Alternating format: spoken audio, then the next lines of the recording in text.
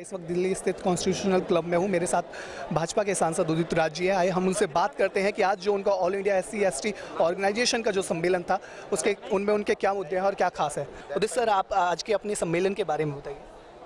आज का परिसंघ का सम्मेलन इस बात के लिए था कि अपने समाज से हम चर्चा कर सके, दलित आदिवासी समाज से, कि उनका दायित्व होता है कि समाज के अधिकार के लिए इकट्ठा हों और आरक्षण हमारी लाइफ लाइन है, वो ख़त्म किया जा रहा है और सोर्सिंग के माध्यम से, कंट्रैक्ट सिस्टम के एडहॉक के माध्यम से। और हमने पार्लियामेंट में प्राइवेट मेंबर बिल के रूप में एक बिल पेश किया है। तो सरकार से आग्रह है, इन लोगों, ये हजारों लोग आए पूरे देश से, बुद्धिजीवी कर्मचारी हैं, इन्होंने इनके माध्यम से एक मैसेज किया गया कि उसको गवर्नमेंट बिल के रूप में कन्वर्ट करके प्राइवेट सेक्टर में रिजर्वेशन देने के लिए कानून बनाए और प्रमोशन में जो रिजर्वेशन का बिल पास नहीं हो पाया वो पास हो। सर, आप जिस तरह से पिछले कुछ समय से आरक्षण को ख़त्म करने की और उसे कम करने की कोशिश की जा रही है, इसके पीछे आप किसको दोषी ठहराते हैं?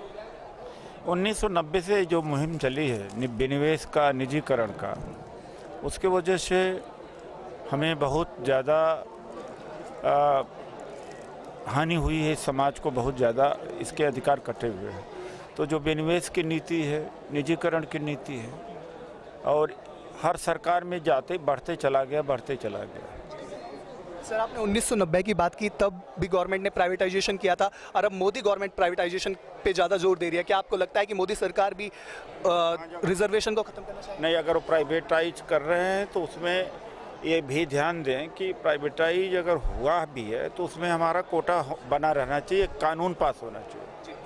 और सर, जिस तरह से देश में दलितों के खिलाफ घटनाएं बढ़ती जा रही हैं, लगातार विशेष तौर पे देखा जा रहा है बीजेपी शासित राज्यों में इस तरह की घटनाएं ज़्यादा हो रही है, तो क्या आपको लगता है कि बीजेपी सरकार इस तरह की घटनाओं पर लगाम कसने में नाकाम साबित हुई है? बात मैं बताऊँ, सरकार चाहे जिसकी हो, घटनाएं होती रहेंगी क्योंकि इसकी जड़ समाज में है। सरकारों का भूमिका होती है, कम और ज़्यादा होता रहता है। जब दलित मुख्यमंत्री रहे तब भी दलितों के ऊपर अत्याचार होता है। जो उसकी जड़ केवल कानून व्यवस्था से नहीं तो ख़त्म की जा सकती है, सामाजिक है। कोई किसी की सरकार है कम बेसी, तो हमने तो जहाँ अन्याय होता है वहाँ हम खड़े होते हैं, चाहे जिसकी सरकार हो। और दूसरी बात है कि जब तक इस समाज का ताना बाना दुरुस्त नहीं होगा तब तक इसको रोका नहीं जा सकता। सर, अंतिम सवाल, क्या आपके और संगठन को सामाजिक कार्यों के लिए कोई विशेष आगे के लिए कोई योजना है?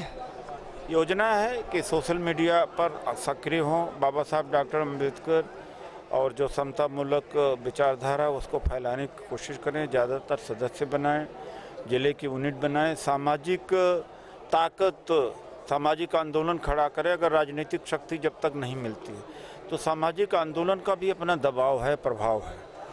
और ये न समझें कि ये लाचार हैं कि कर नहीं सकते हैं। और दूसरी बात है कि एक भ्रम सा पैदा हो गया कि जब तक राजनीतिक सत्ता नहीं होगी तब तक हम अपने काम को नहीं करा सकते। लेकिन जाट भाइयों ने जिस तरह से आंदोलन करके सरकार से अपनी बात मनवाई है, एक उदाहरण है। तो हमें सामाजिक आंदोलन और सामाजिक शक्ति बनाना पड़ेगा। तो ये थे हमारे साथ बीजेपी सांसद उदित राज, जिनका साफ तौर पे यही कहना है कि देश में दलितों के खिलाफ हो रही घटनाओं पर सिर्फ राजनीतिक रूप से या फिर कानूनी रूप से नहीं, सामाजिक रूप से भी जब तक लोग समझेंगे नहीं, इस तरह की घटनाओं पर काबू नहीं किया जा सकता। कैमरा पर्सन नितिन के साथ मैं अंकित नागर, नेशनल दस्तक, दिल्ली।